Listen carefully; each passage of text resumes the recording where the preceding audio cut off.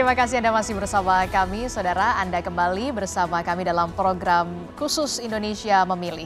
Dan mengawal proses pencoblosan pada pemilu 2024, apa yang menentukan persentase partisipasi pemilih dapat tinggi? Lalu apa dampak jika angka golput ini tinggi?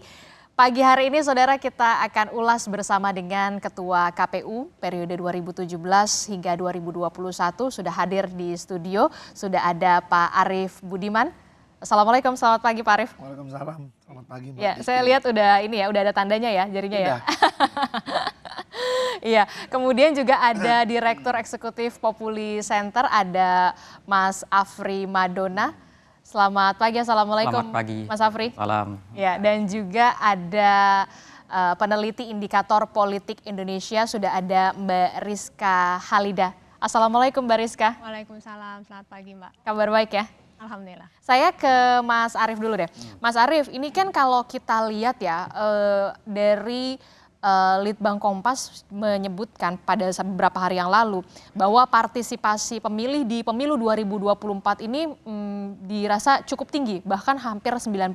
Nah, kalau kita melihat di 2019 ini angkanya ini partisipasi pemilih juga cukup tinggi. Angka golputnya bahkan hanya 18. Nah, bagaimana sih kemudian meningkatkan partisipasi pemilih untuk ikut memilih khususnya di pemilu 2024 ini dari pengalaman Anda?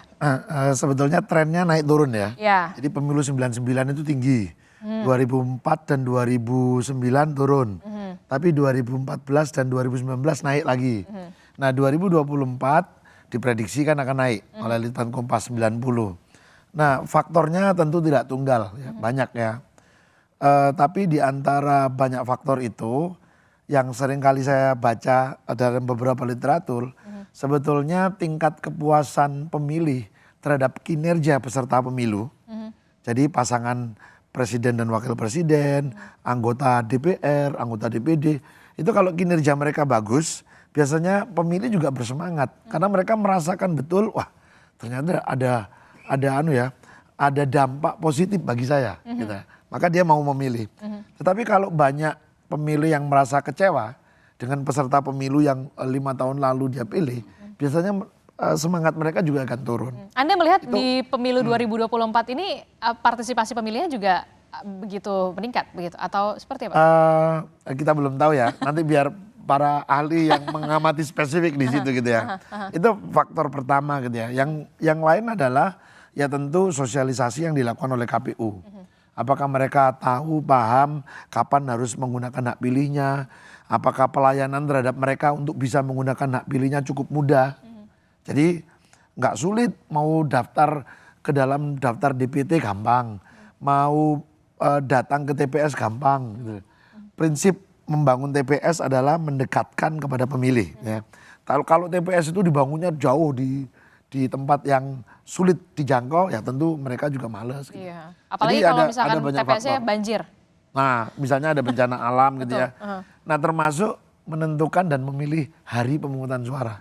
Itu juga ternyata, menjadi penentu? Iya, itu ternyata memberi pengaruh juga. Gitu ya. Okay. Kalau kita pilih, karena di pemilu 99 sampai dengan 2009, itu kan ada pemilu nasional dan pemilu kada. Harinya itu berserakan, ada yang menyelenggarakan hari Senin, ada Selasa, Rebu, Jumat enggak, seingat saya ada Sabtu, ada Minggu gitu ya. Ternyata kalau kita lihat tren tingkat partisipasinya itu sedikit dipengaruhi oleh hari itu juga. Gitu. Itulah mengapa pilkada 2005 sampai dengan 2008 yang masih berserakan, setelah pilkada 2008 itu cenderung kita seperti kita bersepakat, sepertinya Rebu itu menjadi hari yang paling baik.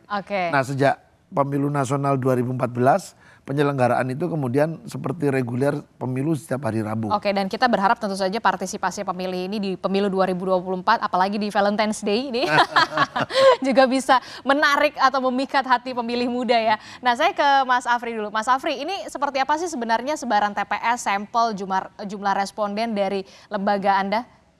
Iya, jadi Populi Center mengadakan quick count dan quick count ini kita lakukan pada 2.500 TPS yang tersebar di 487 kabupaten kota dan hampir 1000-an kecamatan dan kelurahan, dan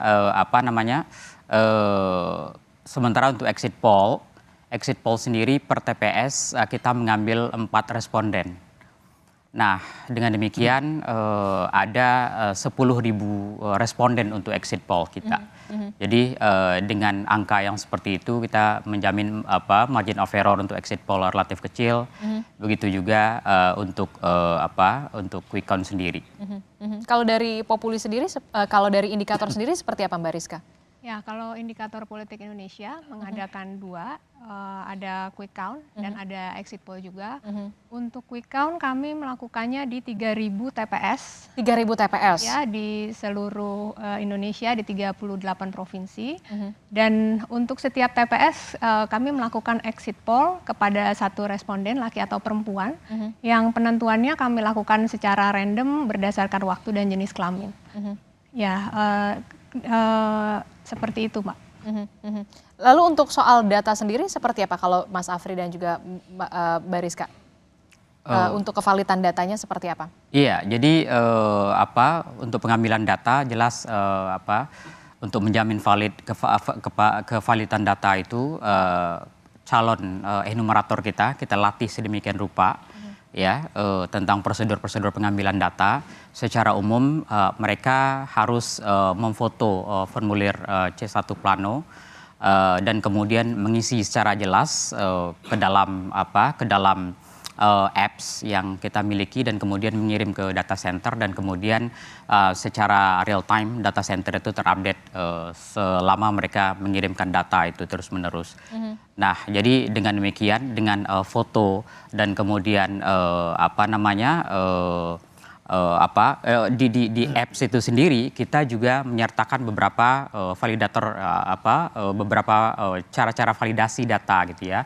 Misalnya salah isi jumlah pemilih di sana gitu ya, atau suara tidak sah dan sebagainya, itu otomatis sistem akan menginvalidasi itu gitu, dan kemudian enumerator akan mengisi lagi. Jadi sistem sendiri memiliki alat validasi untuk memastikan data itu clear. Kalau untuk indikator sendiri? Ya, jadi untuk prosesnya ini memang berlapis. Sejak awal itu mulai dari persiapan, Mbak, mulai dari penentuan TPS yang dilakukan secara acak. Kemudian di setiap TPS kami menugaskan 1 orang relawan, yang relawan itu sebelum hari H itu sudah dilatih untuk melaksanakan tugasnya, mencatat hasil penghitungan dan juga untuk mewawancara exit poll. Nah, setelah itu pada menjelang hari H kami juga melakukan uji coba dan sudah mulai melibatkan data center. Di data center itu sudah ada para call center atau penelpon yang memastikan relawan itu sudah tahu posisi tempat bertugasnya di TPS mana, kemudian sudah datang ke sana demikian, dan sudah melakukan uji coba. Nah, uji cobanya, apa yang diuji cobakan adalah bagaimana menginput data di dalam aplikasi yang memang sudah khusus kita siapkan. Nah, kemudian juga diberitahu apakah mereka sudah benar atau membuat kesalahan dan harus diperbaiki gitu. Nah, kemudian juga sehingga pada hari H itu untuk meminimalisir kesalahan, kemudian memastikan datanya valid. Nah, berikutnya juga pada hari H kita juga meminta melalui aplikasi lagi, selain menginput data juga ada dokumen penunjang ya, seperti foto C1, dan juga tetap data yang dikirimkan ke data center kami dilakukan validasi. Validasi beberapa lapis, antara lain adalah nomor TPS, kemudian memang dari relawan yang memang bertugas di situ, dan kemudian juga data suara sah dan suara tidak sahnya gitu. Jadi beberapa lapis itu yang kami lakukan sampai akhirnya melalui penghitungan statistik hasilnya itu bisa ditampilkan. Itu tadi dari Populi dan juga indikator. Nah, kalau kita membahas soal bagaimana partisipasi pemilih di pemilu 2024 begitu ya, kita berharap tentu saja partisipasi pemilih di pemilu 2024 ini naik begitu signifikan ya Pak Arief. Nah, bagaimana kemudian yang juga golput gitu ya, Ada banyak beragam alasan mengapa kemudian mereka memilih golput dan sebenarnya ada nggak sih sanksinya untuk yang golput atau yang mengajak untuk golput? Jangan dijawab dulu, Mas Arief. Kita akan jeda dulu, tetaplah bersama kami di Indonesia Memilih.